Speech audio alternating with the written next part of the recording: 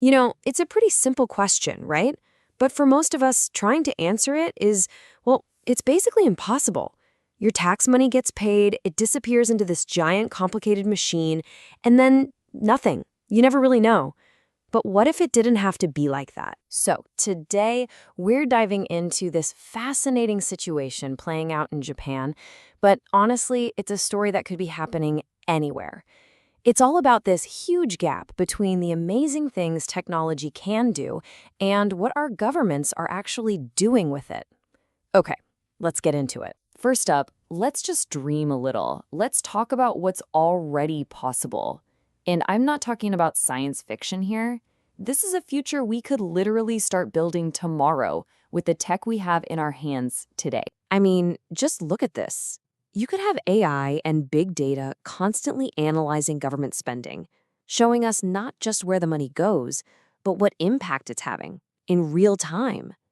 You could use blockchain to create a totally transparent, unhackable ledger of every single transaction. And the best part? All of that complexity could be boiled down into a simple, clean dashboard right on your phone. Got a question about some obscure tax rule? A friendly AI could explain it in plain language.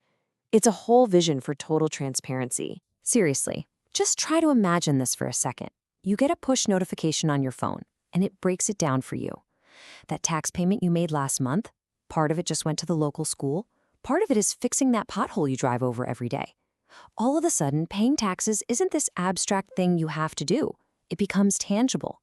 You can actually see your money at work, connecting you directly to your community. And just to be super clear, this isn't some wild fantasy. It's really not. Tech-savvy countries like Estonia, Finland, and Taiwan, they're already doing this stuff. They're implementing pieces of this vision right now, proving to the world that making government finances truly open and understandable for everyone is 100% possible. Which, of course, brings us to the big, obvious, and kind of frustrating question. If the technology is there and other places are already doing it, then where is it? Why can't you get this kind of transparency in a place like Japan right now? And here's the kicker. The real reason for this delay, it has absolutely nothing to do with tech. Not at all. The hardware exists, the code can be written. The problem, as it so often is much more human. The source material we're drawing from calls them the 5 walls of Japan. And I think that's a perfect metaphor. These are the big, stubborn barriers, political, cultural, and institutional, that are stopping progress dead in its tracks. So let's break down what these walls actually are. Okay, so you've got 5 of them. First, there's political risk. I mean, let's be real. Who in power wants a system that shines a bright light on potential waste or corruption? Then you have siloed administrations, different government departments that just don't share data or systems. They all operate in their own little worlds. This is made worse by a deep-rooted bureaucratic culture that just naturally resists change. And a huge one, low public awareness. If people aren't screaming for transparency, there's no real pressure to provide it. And finally, you get tangled in these ancient, costly IT contracts that make it a total nightmare to upgrade or change anything. And here's what that all adds up to. On one hand, you have the dream, this beautiful, simple, interactive tax dashboard on your phone. And on the other hand, you have the reality for a citizen in Japan today, a 200-page, super dense PDF file from the Ministry of Finance.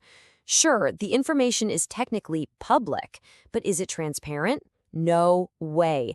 It's designed to be impenetrable. So the core conflict becomes crystal clear, right? The tech for radical, game-changing transparency is sitting right there on the shelf, ready to go. But the political and institutional willpower to actually pick it up and use it, that's what's missing.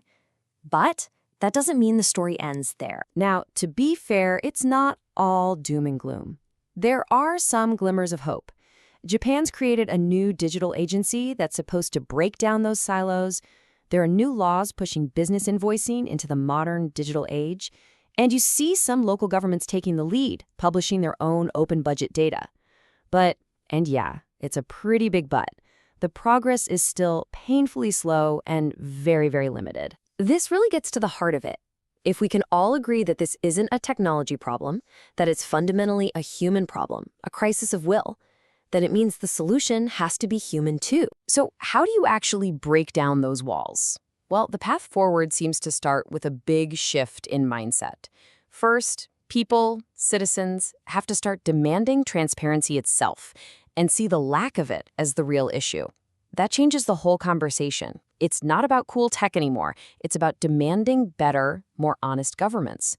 And from there, the real momentum can start from the bottom up, with civic tech groups and forward-thinking local governments who decide not to wait for permission from the top. And that leaves us with one last, pretty provocative question to chew on. The technology to do this is open to everyone.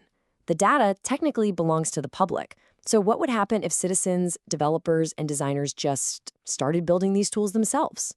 What if the real change doesn't come from the top down, but from the outside in? Thanks for joining us on The Explainer.